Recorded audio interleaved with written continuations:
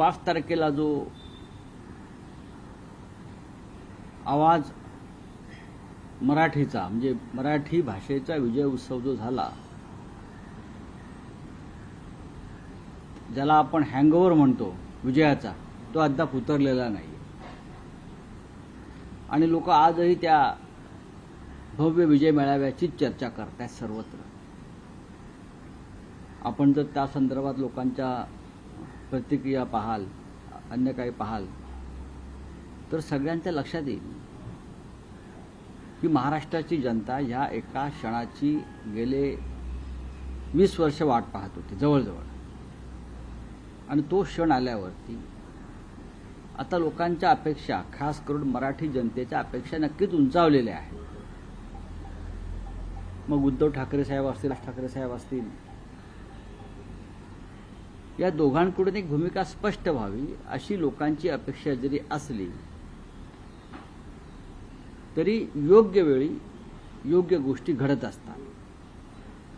जसं भारतीय जनता पक्ष किंवा एकनाथ शिंदे म्हणजे मिंदे गटाची लोक शेवटपर्यंत सांगत होते हे शक्यच नाही एकत्र एका मंचावर येणं, आणि आताही ते म्हणतायत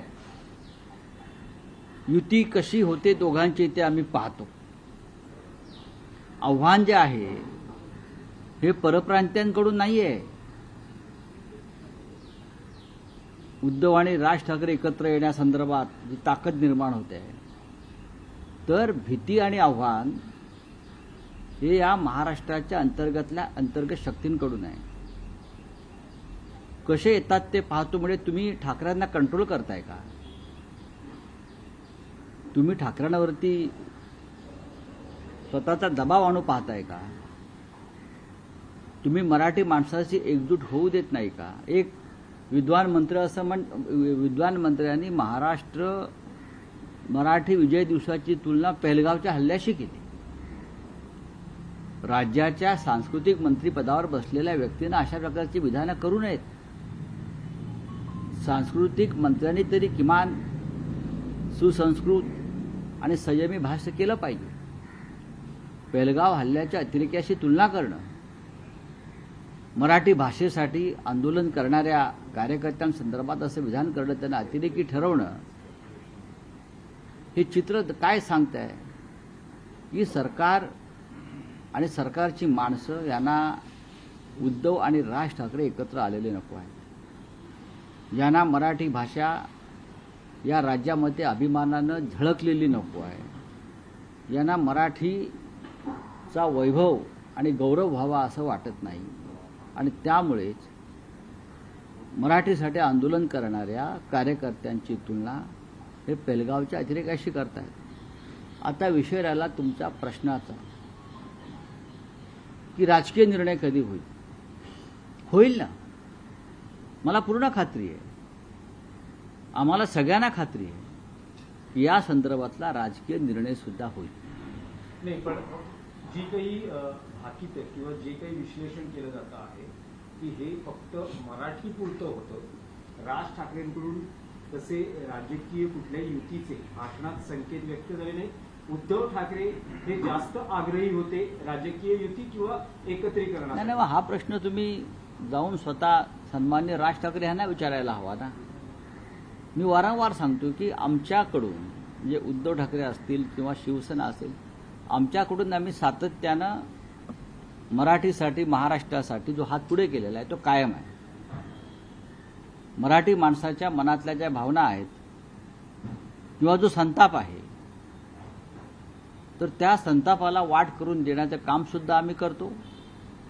आणि जो आदर आणि प्रेम ठाकरे कुटुंब आणि शिवसेनेविषयी आहे किंवा मराठी माणसाच्या एकजुटीविषयी आहे, त्या संदर्भात सुद्धा आमची भूमिका सकारात्मक आहे. आणि तीच भूमिका माझ्या माहितीप्रमाणे सन्मान्य राज ठाकरे आणि मनसे पक्षाची आहे.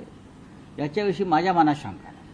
कार्यकर्त्यांचा उत्साह मी पाहतोय दोन्ही बाजूचे तळागाळाचे कार्यकर्ते हे गेल्या काही दिवसापासून एकत्र काम करतायत, एकत्र आंदोलनं करतायत, एकत्र संघर्ष करतायत, आनंदाच्या क्षणी एकत्र येत आहेत.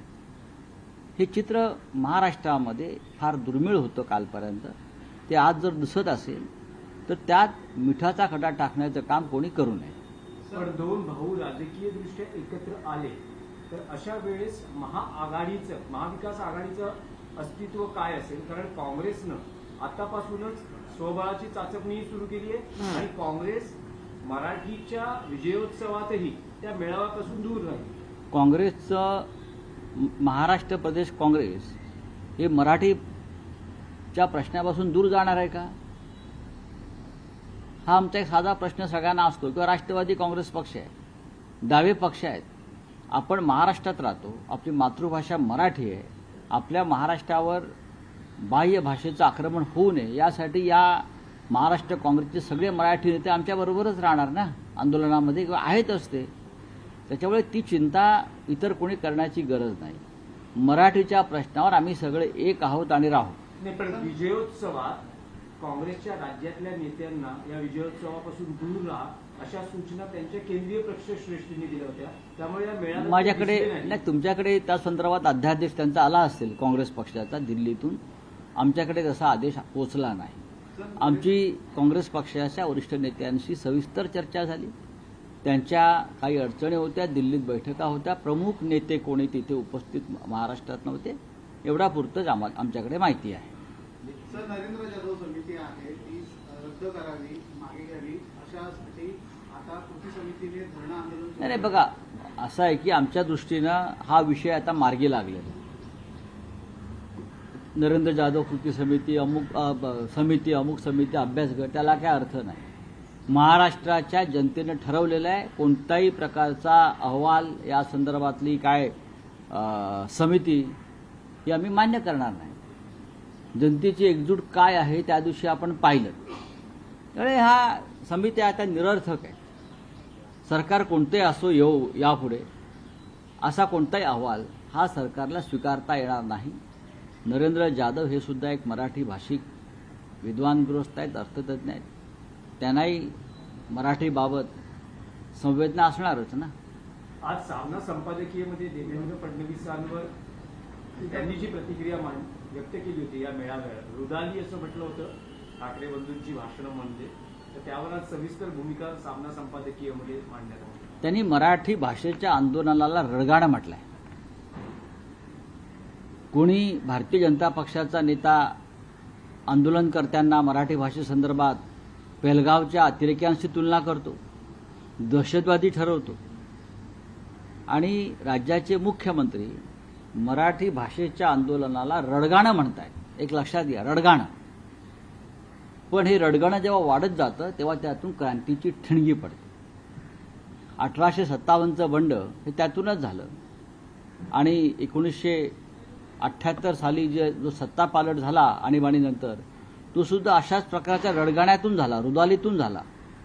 याचा अभ्यास फडणवीसांनी करणं फार गरजेचं आहे. त्यांचा इतिहास आणि राजकीय ज्ञान अलीकडच्या काळामध्ये कच्चं होत चाललेलं आहे. त्यांना शिकवणी हवी असेल तर आम्ही द्यायला तयार आहोत. नितीन गडकरींनी देशातल्या वाढत्या गरिबीबद्दल चिंता व्यक्त केली आहे. काही मोजक्या लोकांच्या हातामध्ये पैसे हा त्यांनी नरेंद्र मोदी सरकारवरती केलेला हल्ला आहे. नरेंद्र मोदी सरकार हे श्रीमंतांसाठी काम करत आहे आणि मोदींच्या सरकारमध्ये मुठभर श्रीमंत अधिक श्रीमंत होतात आणि गरीब अधिक गरीब होतोय, हे परखड शब्दामध्ये मोदींच्या एका सहकार्यानंच सांगितलेलं आहे. सर, जिस तरीके से आप सामना में दोनों भाई एक साथ है, राज ठाकरे उद्धव ठाकरे, उसको लेकर फडणवीस ने कहा था रुदाली शब्द का इस्तेमाल किया था. देखिए, रुदाली शब्द का इस्तेमाल करना ये महाराष्ट्र का और महाराष्ट्र की जो जनता यहाँ आंदोलन कर रही है उनका सरासर अपमान है. एक आंदोलन है, संघर्ष है, आप उसको रुदाली कैसे कह सकते हैं? कल आप कहेंगे देश का स्वतंत्रता संग्राम भी रुदाली है. कल आप कहेंगे इमरजेंसी में जिस लोगों ने आंदोलन किया था ऐसा आप बोलते हो वो भी रुदाली है. कल आप बोलेंगे अयोध्या में जो आंदोलन हो गया राम मंदिर के नाम पर, वो भी रुदाली है. आप कल कहेंगे जो मुंबई और महाराष्ट्र के लिए आंदोलन हुआ और महाराष्ट्र की स्थापना हो गई, वो भी रुदाली है. ये लोगों का इतिहास बहुत कच्चा है. हाँ, थोड़ा और उनको पढ़ाई करनी पड़ेगी. अगर उनको ट्यूशन की ज़रूरत है तो हम देने को तैयार है.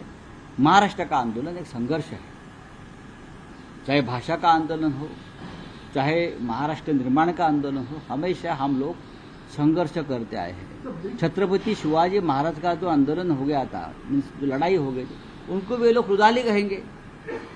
हाँ, ऑपरेशन सिंदूर भी रुदाली है ना। फिर मोदी जी ऑपरेशन सिंदूर के साथ जो वोट मांग रहे हैं वो भी रुदाली है।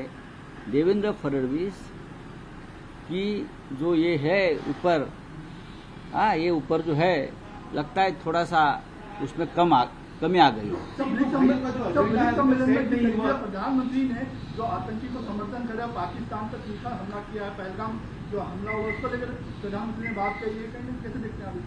देखिए, ब्रिक्स सम्मेलन या ये सम्मेलन वो सम्मेलन, शंघाई सम्मेलन, प्रधानमंत्री जाते हैं, बातें करते हैं, लेकिन उसमें से एक भी देश हमारे साथ खड़ा नहीं हो गया इस संघर्ष में। जिस तरह से पाकिस्तान के साथ यूनाइटेड नेशन से लेकर टर्की हो, चाइना हो, अजरबैजान हो, और भी देश खड़े हो गए। क्या मोदी जी विदेश घूम रहे हैं, सम्मेलन कर रहे हैं, क्या एक देश हमारे साथ खड़ा हो गया? उसका जवाब दीजिए। एजेंडा जो है अभी तक सेट नहीं किया गया है, क्योंकि जो रोजगार मुद्दा है काफी हद तक बड़ा हो चुका है। कब तक इस मुद्दों का नॉर्मल खुलासा हो पाएगा? हमारा जो अगला एजेंडा किस तरीके से रहेगा? कौन सा एजेंडा? आपका और जो मंत्री का जो यूपी है, तो एजेंडा करेंगे ना हम। कॉमन मिनिमम प्रोग्राम जो आपके भाषा में जो कॉमन मिनिमम प्रोग्राम बनना चाहिए ना, वो बनेगा। साहब, एक सवाल है कि राज्य के मंत्री आशीष शेलार कहते हैं कि पहलगाम में जिस तरह से लोगों को उनका धर्म पूछ के मारा गया, उसी तरह मुंबई महाराष्ट्र में लोगों को उनकी भाषा पूछ के नहीं, ये गलत है। हमारे जो मंत्री है वो सांस्कृतिक मंत्री है, लेकिन मुझे लगता है उनको बहुत से महाराष्ट्र के संस्कार सीखने पड़ेंगे। महाराष्ट्र में इस प्रकार का कोई हादसा नहीं हुआ है कि जाति पूछकर या भाषा पूछकर मारा है। कुछ लोग ये कहना चाहते हैं कि हम महाराष्ट्र की जो संस्कृति है, मराठी भाषा की संस्कृति, उसको हम नहीं मानेंगे। उसके खिलाफ लोगों का गुस्सा है। ये गुस्सा ये मंत्री को भी आना चाहिए, क्योंकि वो मराठी भाषा का खा रहे हैं। हाँ, ये मराठी भाषा के मंत्री है। महाराष्ट्र में मराठी भाषा नहीं रहेगी तो क्या पाकिस्तान में रहेगी, बांग्लादेश में रहेगी? आप मुझे बताइए। नेपाल में रहेगी? बताइए आप मुझे, कहाँ रहेगी? कि आप मोदी जी गए हैं ब्रिक्स सम्मेलन में, कहाँ वहां रहेगी? ये सरासर अपमान है किसी भी भाषा का। अगर किसी राज्य में वहां के लोग अपनी भाषा की प्रतिष्ठा के लिए और रक्षा के लिए आंदोलन करते हैं किसी हमारे पूरे देश में, तो उसका तुलना ये मंत्री टेररिस्ट से करते हैं, पहलगाम के टेररिस्ट से करते हैं। मिस्टर शेलार ये मंत्री है, तो ये सरासर गलत है और भारतीय जनता पार्टी की मानसिकता क्या है ये दर्शाता है। राउत साहब, अभी इस मामले में उत्तर भारत हो या बिहार, कुछ अभिनेता हो, कुछ नेता हो, वो खुल के सामने आए हैं, वो बयान कर रहे हैं कि जिस तरह से मराठी बोलने के लिए सख्ती बरती जा रही है या हिंदी नहीं बोलेंगे। देखिए सबसे पहले कि हम मराठी में बात नहीं करेंगे, हम अभी ये कहा कि हिंदी भाषी को आलोचना हमने किसी को नहीं मारा है। ये गलत है, गलत। ये बीजेपी के लोग गलत प्रचार कर रहे हैं। किसी को नहीं मारा है। किसको मारा है और किसके ऊपर हमला किया है आप देख लीजिए। जो मराठी भाषा और महाराष्ट्र के खिलाफ बोल रहे हैं, अगर कल उत्तर प्रदेश में इस प्रकार की लोगों ने भाषा का इस्तेमाल किया तो वहां के लोग भी इस प्रकार से आंदोलन करेंगे। बिहार में करेंगे, कर्नाटक में करेंगे, तमिलनाडु में करेंगे। ये तो सबका हक है। आप जो बोल रहे हैं बीजेपी के लोग, ये बीजेपी के पोपट है सब। मुंबई में सबसे बड़े, लखनऊ से ज्यादा हिंदी, हाँ, ये मुंबई में चलती है। नहीं तो यहाँ हिंदी फिल्म इंडस्ट्री, हिंदी संगीत, हिंदी थिएटर नहीं चलता। मैंने पहले भी कहा है, इतनी बड़ी इंडस्ट्री हिंदी की है, हिंदी फिल्म की है, हिंदी साहित्य है, हिंदी अखबार चलते हैं यहाँ। हाँ, हिंदी किताबें यहाँ लिखी जाती है, पढ़ी जाती है। हम लोग हिंदी में बात करते हैं, हम पार्लियामेंट में हिंदी का इस्तेमाल करते हैं। तो ये जो पागल लोग हैं ये सठिया गए हैं। यहाँ महाराष्ट्र में एक संघर्ष अलग से करना चाहते हैं, भाषा संघर्ष। हमने मराठी का आग्रह किया है। जैसे हम पंजाब में गुरुमुखी का अंधे करेंगे, बंगाल में बंगाली का आग्रह करेंगे। जब हम जाएंगे तो हम बंगाली सीख जाएंगे। गुजरात में जाएंगे तो गुजराती का हम आदर करेंगे। यह देश की तो एकता का एक बहुत बड़ा एक मिसाल है ना। तो हम लिंग्विस्टिक स्टेट क्यों बने हैं ये बताइए। ये जो आप हमें सवाल पूछ रहे हैं, सबसे पहले मुझे ये बताइए, ये जो त्रिभाषा सूत्र है ये अगर हम उत्तर प्रदेश, बिहार, राजस्थान, मध्य प्रदेश में लागू करते हैं तो ये लोगों ने मुझे बताना चाहिए वहाँ की तीसरी भाषा कौन सी है। अगर पहली हिंदी है तो दूसरी और तीसरी भाषा कौन सी है? मराठी है, गुजराती है, बंगाली है? मुझे बताइए और फिर हमारे ऊपर सवाल उठाइए।